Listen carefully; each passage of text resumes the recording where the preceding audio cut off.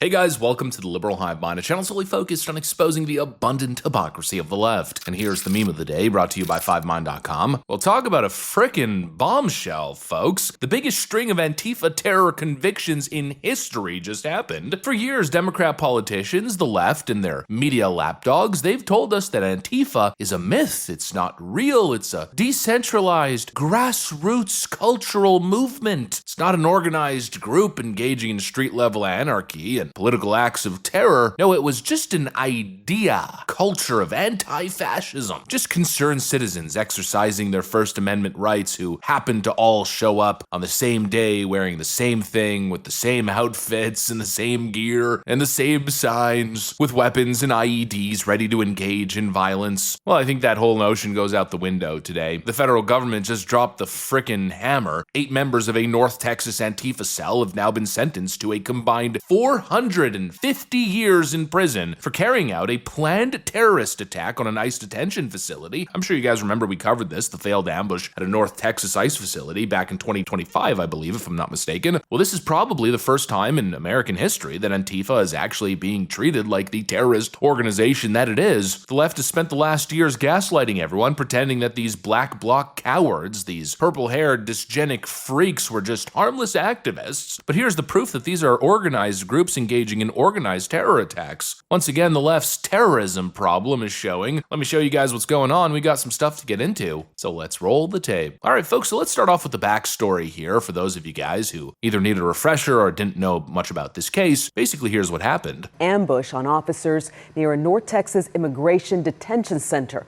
One police officer was shot in Alvarado in Johnson County on July 4th. Cole Sullivan just spoke with a witness and has new video of the moment after the shooting. She heard the attack from her house. Then we heard bam, bam, bam, bam, bam. And watched what happened next with her phone in her hand. This video shows the seconds after. Prosecutors say nearly a dozen people, almost all from North Texas, ambushed an Alvarado police officer, shooting him in the neck, they say, after luring him to the Prairieland Immigration Detention Center on the 4th of July. The suspects dressed in black with body armor, carried radios, and shot up to 30 rounds from AR-15 style guns at officers. One suspect told officers he met people online, then drove them here to, quote, make some noise. The FBI says the suspects spray-painted this graffiti, and agents found anarchist flyers and flags. This is the far North Dallas apartment complex where the manhunt ended. Evidence techs spent hours here gathering material from the apartment where the FBI says it caught 32-year-old Benjamin Song using a flashbang grenade. I thought it was like just loud construction because it was just like a bang, bang, bang. Investigators say Song hid in the woods outside the Prairieland Immigration Detention Center for nearly a full day after, they say, a group of people shot and wounded an Alvarado police officer outside the facility. Song is the 11th person accused of participating in the attack, the 15th charged in connection with it. At the federal courthouse, one person's case is still under seal. But WFAA has obtained new information from an internal FBI document that shows agents seized 49 guns from the suspects. They say they found a handwritten manual describing how to disable police vehicles and how to convert fire extinguishers to spray paint. He's absolutely lucky to still be with us.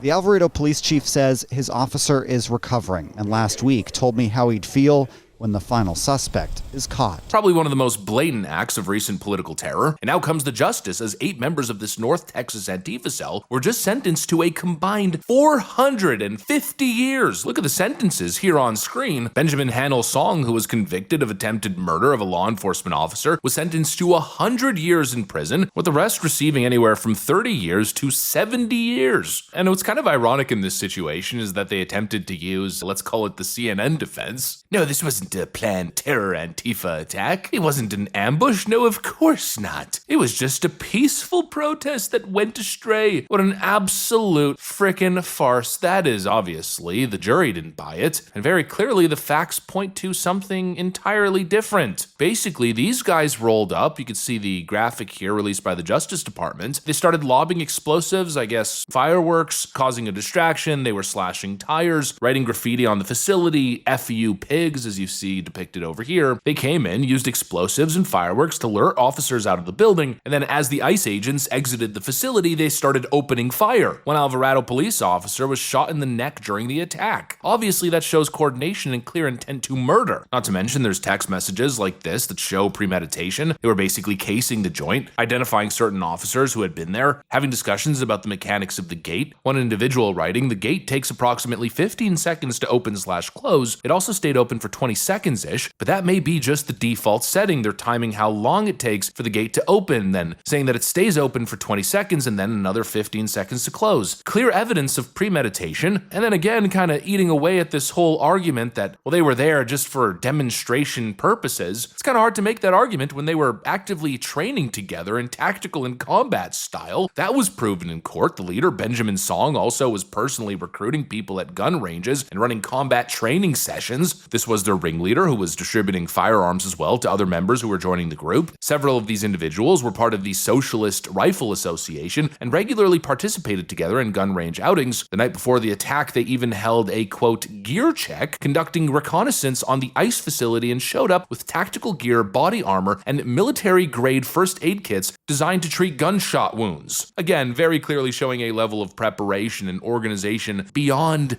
just a normal peaceful demonstration. And again, all this stuff not just eating away at their pathetic little CNN defense. It was just a mostly peaceful protest, bro. Ignore the gunshot wound in the officer's neck and all the other context and evidence, but also eating away at the narrative that Antifa is not organized. It's decentralized, bro. Yeah, this group was very much centralized around this Benjamin Song character. And just like we saw in the ICE riots across the nation, these people are on group chats, they have lines of communication, they're planning this stuff, they've spawned these sort of armed socialist militias. This claim that Antifa is not a real organization, just an idea, a loose philosophy. These are highly organized terror cells that are spawning across the nation. This is the greatest terror threat that the nation faces, a terror threat from within. Well, one thing that is absolutely clear about these groups is that they're not forming out of nowhere. All of this is happening downstream from Democrat rhetoric. This heightened environment of left-wing terror is not happening in a vacuum. It's the direct downstream result of years of inflammatory DNC rhetoric that has repeatedly demonized ICE as Gestapo, kidnappers, fascists, Donald Trump's stormtroopers, President Trump and his concentration camps at the southern border. Democrats have been pushing these narratives for years, and this, my friends, is the logical outcome of that kind of extreme rhetoric. Two things are proven true today. Antifa is not an idea. It's a highly organized, likely top-down funded organization or group of organizations, little terror cells, and the Democrat Party is to blame for the violence that is currently materializing on American streets. Anyways, that's what I got. Thanks for watching, and I'll see you on the next one.